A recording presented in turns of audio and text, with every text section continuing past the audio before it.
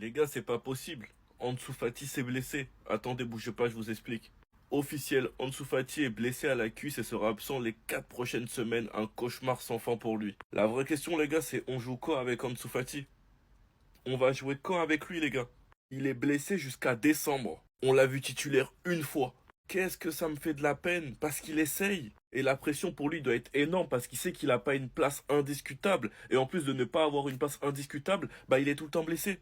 Pendant l'été, on a entendu que Flick était impressionné par Fati, que Fati ferait son retour, que le pari de Flick et que Fati regagne son meilleur niveau. La saison n'a même pas commencé, il s'est blessé. Il devait faire son retour après, il a eu une gêne.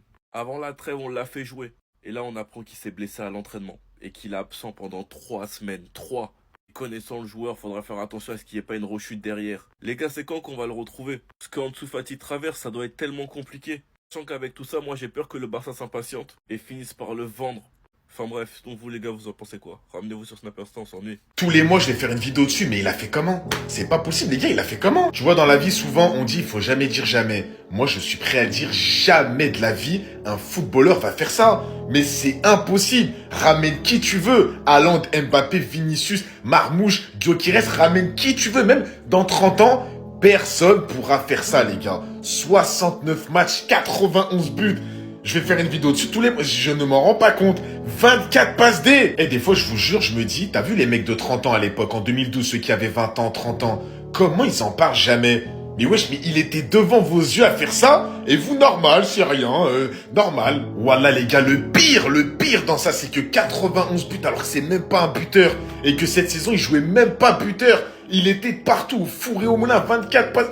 Waouh! Mais voilà, en vrai de vrai, on se rend pas compte du niveau stratosphérique de ce joueur. Mais voilà, vous êtes des fous. Aujourd'hui, il y a des joueurs, des fois, ils ont 30 buts. Vous en faites tout un cinéma. Ouais, ballon d'or, là, faut tout lui donner, le tapis rouge sous la table. Mais lui, mes frérots, mais fallait arrêter le football à cette époque-là, mais vraiment. Mais fallait lui mettre les Oscars. Le meilleur film de l'année, le meilleur footballeur, le meilleur tennisman, tout. C'est pas possible, c'est statistique. Vraiment, je crois que c'est le truc le plus dur. C'est même pire que gagner 3 Coupes du Monde. Wallah, pour moi, c'est trop dur. Surtout 24 passes D en plus. C'est pas 69 matchs, 91 buts et 2 passes D, 3 passes D. Non, 24! L'insolence, la fierté, la rigueur, la loyauté.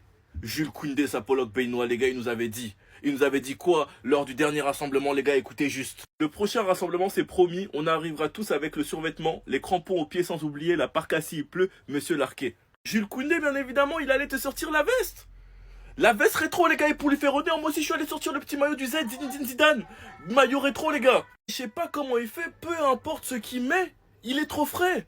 Veste de l'équipe de France, lunettes Versace, bonnet Adidas. Le bas, je sais pas c'est un quoi, paire Adidas. Sac Louis Vuitton. Et il est méchant, les gars. Essayez de porter ça, vous allez voir ça, vous allez ressembler à des vrais cons. C'est une dinguerie, les gars, comment tout lui va. Pas comment il fait.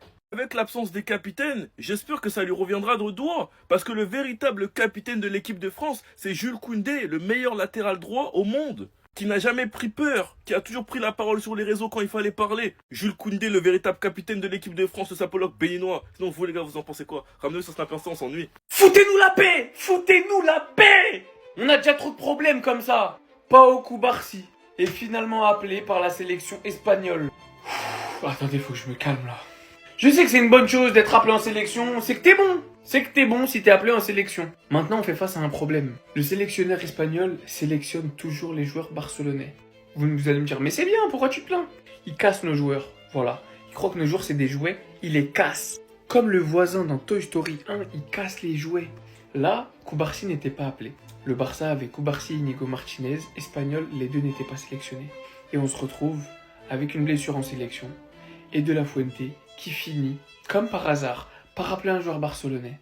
Pour le blessé, on sait très bien. Cubarsí revient à peine d'une blessure au visage. Il est obligé de jouer avec un masque. On pouvait pas appeler quelqu'un d'autre. Allez, même Inigo Martinez. Mais non. Il voulait pas récompenser la saison d'Inigo Martinez. Il voulait Cubarsí, le Barcelonais de la Masia à casser. Moi, je vous le dis. Hein. Bref, De La Fuente, je sais quel club il supporte.